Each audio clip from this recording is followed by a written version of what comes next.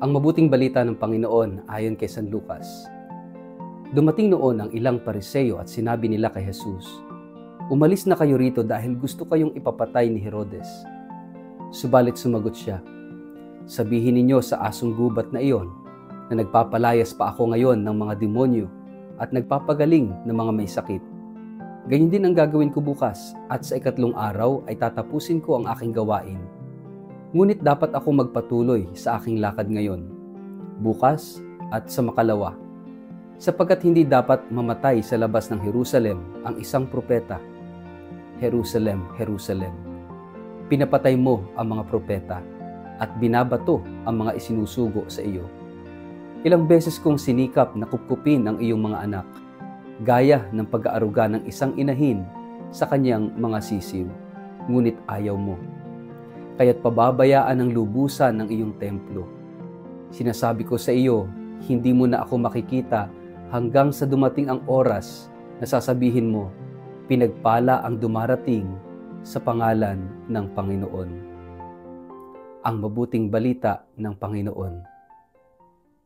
Word of the day, hear what God has to say. Kapagpalang araw po sa inyong lahat, kumusta po kayo? Ang ating word of the day ay embrace.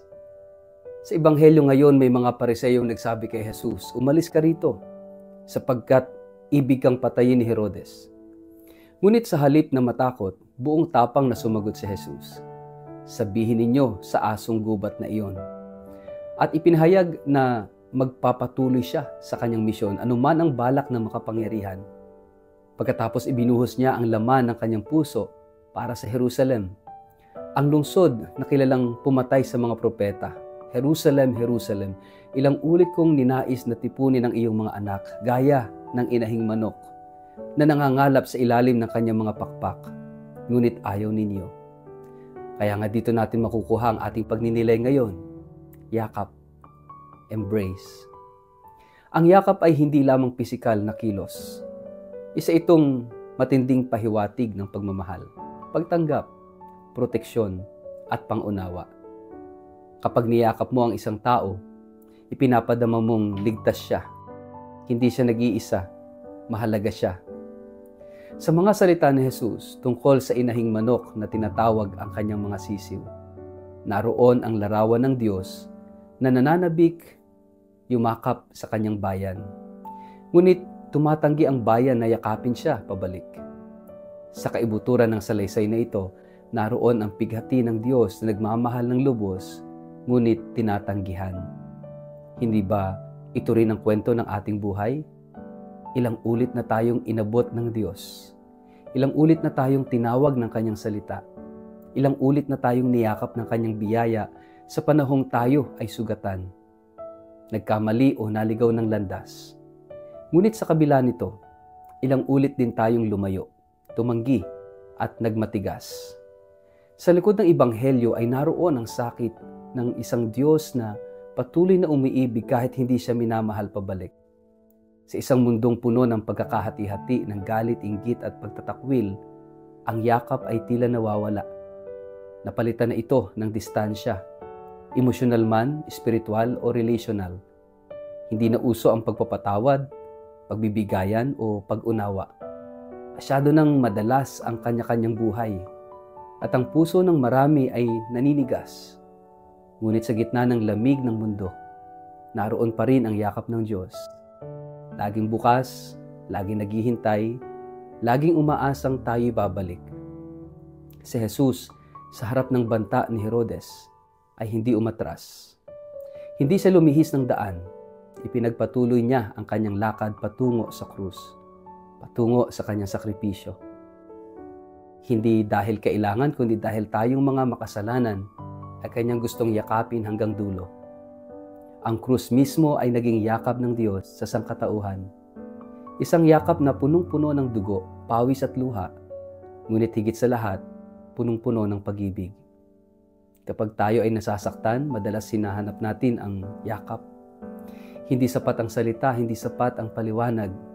Ang kailangan ay presensya. Ang Diyos natin ay hindi Diyos ng malalayong pangako, kundi Diyos na nakipamuhay sa atin. At hanggang ngayon ay nakikipamuhay pa rin sa ating karanasan.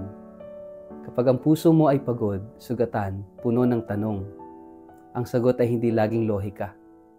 Minsan sapat na ang yakap ng Diyos. At ang yakap na ito ay matatagpuan sa panalangin, sa sakramento, sa katahimikan, at sa taong nagmamahal sa atin ng walang hinihinging kapalit. Ang problema, tayo rin minsan ang ayaw magpahawak. Para mga batang matigas ang ulo, ayaw pasukob sa pakpak ng inahing manok. Kahit umuulan at may panganib. Ganito rin ang mga taga-Jerusalem. Mga taong marunong magdasal, may relihiyon, may ritual, ngunit sarado ang puso sa tunay na yakap ng Diyos. Mas piniling yakapin ang ginhawa, reputasyon, at kapangyarihan kaysa ang kababaang loob ng pagsunod kay Jesus. Kaya ngayong araw, pinapapaalalahanan tayo ng Ebanghelyo na huwag nating sayangin ang mga pagkakataong nasa harapan na natin ang Diyos at gusto tayong yakapin. Huwag nating patigasin ang ating puso. Huwag nating palampasin ang biyaya. Ang buhay ay maikli at ang tunay na yakap ay hindi laging naroroon. Ngayon ang oras, ngayon ang araw ng pagbabalik loob. Hinahayaan ba natin ang Diyos na yakapin tayo sa ating mga sugat, sa ating mga galit at pangamba, o tayo rin ba ay patuloy na lumalayo sa Kanyang presensya? Sa ngalan ng Ama at ng Anak at ng Espiritu Santo. Amen. Panginoon, maraming salamat sa iyong walang sawang paanyaya na kami iyong yakapin. Patawarin mo kami sa mga pagkakataong kami lumalayo, nagtatago o tumatanggi. Ngayon binubuksan namin ang aming puso. Yakapin mo kami, Panginoon, sa aming kahinaan, sa aming pagod, sa aming pagkamakasarili. Sa iyong yakap na may matutunan naming yakapin din ang iba, ang aming pamilya, ang mga kaaway, at ang sarili naming pagkatao. Amen. Palain po kayo at ingatan ng makapangyarihang Diyos, Ama, Anak at Espiritu Santo. Amen.